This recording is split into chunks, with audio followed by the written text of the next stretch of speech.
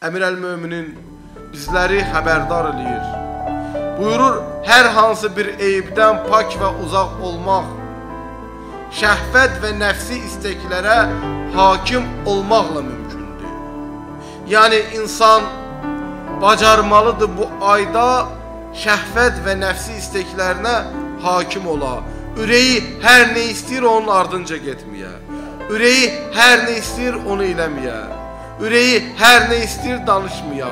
Ürəyi hər nə istəyir, o işlə məşğul olmaya. Bu bir aydır ki, insan eləyə bilər, şəhvətin isteklərini, nəfsin isteklərini nəzarətdə saxlaya. Əgər bunu eləsə, eyblərdən pak olar və uzaq olar. Bir aydır ki, eyblərdən pak olma imkanımız var. Bir aydır ki, eyblərdən uzaq olma imkanımız var. Niyə?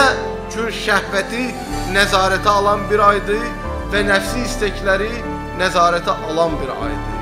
Əleyhissalam xəbərdardır, deyir, möminlər, möminələr, xeyir, himməti və fikri, zikri, qarnı və şəhvəti olan şəxsdən nə qədər də uzaqdır.